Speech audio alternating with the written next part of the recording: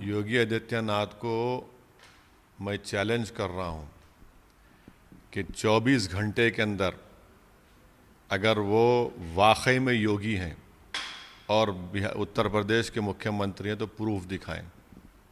हाँ, योगी को दूल्हे भाई हर रात में ख्वाब में आते हैं, बहुत परेशान रहते हैं हमारा नाम सुन के, हमारे पूरे मेहनत और कारनामों को देखकर, मगर बिहार जाकर भी योगी दूल्हे भाई का नाम ले रहे हैं। पाकिस्तान और ओवैसी, क्या योगी को नहीं मालूम कि पाकिस्तान को हमने जाकर वहाँ पर हमने पाकिस्तान में भारत के बारे में बताया था, भारत की जमहूरियत के बारे में बताया था, मगर ये योगी का फ्रस्ट्रेशन है। योगी में हिम्मत नहीं है कि हाथरस में एक दलित लड़की का अंतिम संस्कार उसके माँ बाप को सामने खड़ा कर नहीं किया गया, तो आज योगी बात कर रहे हैं ओवैसी की। क्या योगी हिम्मत है हाथरस को जाकर उन माँ बाप की आंखों में आंखें डालकर बात करने की? इलेक्शन हो रहा है बिहार का और पाकिस्तान, अरे हम नहीं नाम लेते पाकिस्तान का, तो इनकी ये ख्वाब में भी पाकिस्तान, दिन में भी पाकिस्तान, ज़बान पे भी इनके पाकिस्तानी है। तो ये इनकी आदत है, बौखलाहट का शिकार हो चुकी है, इसीलिए ये बकते रहते हैं और उसको कुछ भी नहीं है। सर, मध्य प्रदेश की एक मंत्री हैं वो उषा ठाकुर, उन्होंने बोला कि मदरसा जो है वो टेररिज्म को बढ़ावा दे रहे हैं, इस पर क्या कहना? तो फिर आपके प्रधानमंत्री, देश के प्रधानमंत्री नरेंद्र मोदी हर साल 120 करोड़ रुपये मदरसा मॉडर्नाइजेशन को क्यों दे रहे हैं? बंद कराइए ना उसको। पहले 120 करोड़ रुपये देते हैं, उत्तर प्रदेश में मदरसों को मिलता है, बिहार में मिलता है, तो बंद कराइए ना इसको। क्यों दुगलापन करते हैं? और मदरसों में कितने पढ़ते हैं मुसलमान? चलिए, मदरसे अगर आपकी बात है तो स्कूल खोलिए ना मुसलमानों के लिए, स्कूल खोल के दिखाइए। स्कूल नहीं खोलेंगे, मुस्लिम इलाकों में पुलिस स्टेशन खोलेंगे, अस्पताल की जगह शराब खाने खोलेंगे और आप कहेंगे टेररिज्म। अरे ये बीजेपी तो देश की आज़ादी में इनका कोई रोल नहीं था। यही मदरसों से अंग्रेज़ों के खिलाफ जिहाद का फतवा इशू किया गया था। देश की लड़ाई में महात्मा गांधी, नेहरू और के साथ खड़े वाले यही मदरसे के उलेमा थे। इनको देश की तारीख़ ही नहीं मालूम, इसीलिए सिर्फ नफ़रत पैदा करना मुसलमानों के ताल्लुक़ से ये इनका मिशन है। सर, एक इंटरव्यू में कहा कि आरजेडी और कांग्रेस बीजेपी को नहीं रोक पाएंगे। बिल्कुल, इसलिए कि 2019 के चुनाव देख लीजिए आप। 2019 के पार्लियामेंट के चुनाव में बिहार के 40 लोकसभा सीट में आपने सिर्फ एक जीती, किशनगंज, वो भी हमारी वजह से। अगर हमारे कैंडिडेट अख्तर उल-इमान 3 लाख वोट नहीं लेते तो वहाँ से भी आप हार जाते। 3 लाख अख्तर उल-इमान लिए, 3.5 लाख कांग्रेस ली, जेडीयू 3,25,000 ली। इनमें कोई ना कन्विक्शन है, ना इंटेलेक्चुअल ऑनेस्टी है बीजेपी से मुकाबला करने की। और इसीलिए हम ये कह रहे हैं कि ये भी असेंबली चुनाव में इनके पास कोई ना तो कोई स्ट्रेटजी है, ना तो कोई पॉलिटिकल विजन है, और इसीलिए हम कह रहे हैं कि ये लोग काबिल नहीं है उतने। तो काबिल नहीं है तो सर, तो आप उनके हिस्सा क्यों नहीं हो गए, उनके साथ क्यों नहीं? बीजेपी को अगर शिकस्त, अरे जब हम उनको काबिल ही नहीं मानते तो क्यों साथ जाएंगे उनके? हम काबिल हैं, कुशवाहा साहब काबिल हैं, राजभर साहब काबिल हैं, बीएसपी काबिल है, ये हम लोगों में लड़ने का जज्बा है, लड़ेंगे।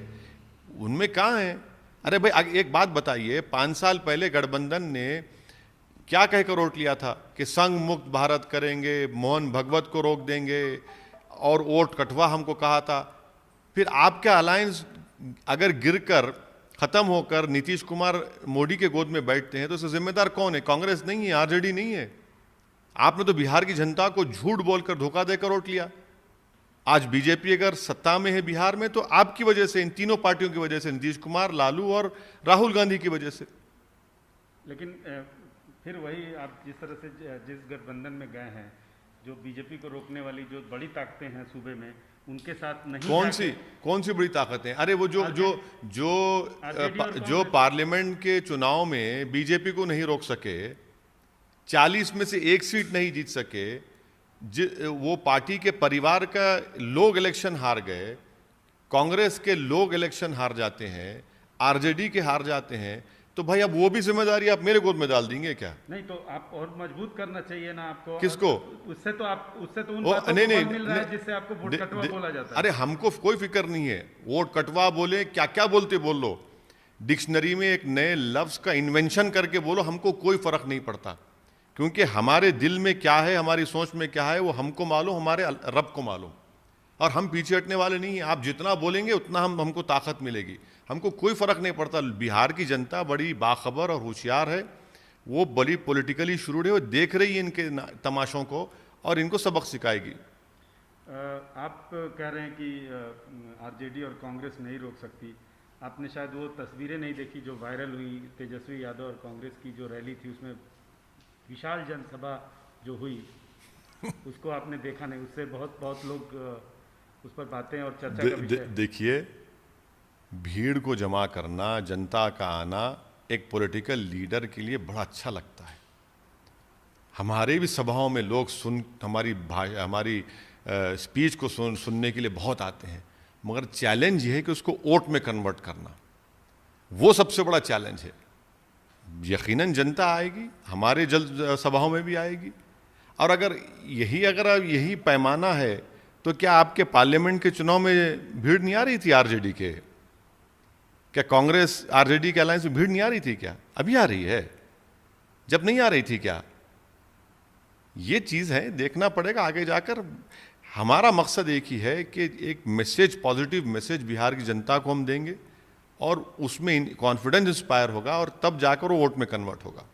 आजकल आप एक अलग पॉलिटिकल फार्मूला बता रहे हैं कि नीतीश सीएम नहीं बनेंगे, कैसे? हमारा ये मानना है कि इस चुनाव के बाद या इस चुनाव के दौरान बीजेपी की पूरी कोशिश ये है कि बिहार में अब के बार बीजेपी का मुख्यमंत्री बन जाए। वो नीतीश कुमार को मुख्यमंत्री बनाने की कोशिश नहीं कर रहे हैं। बीजेपी की पूरी कोशिश ये है कि अब की बार बिहार में बीजेपी का मुख्यमंत्री बने और नीतीश कुमार को घर में बिठा दिया जाए।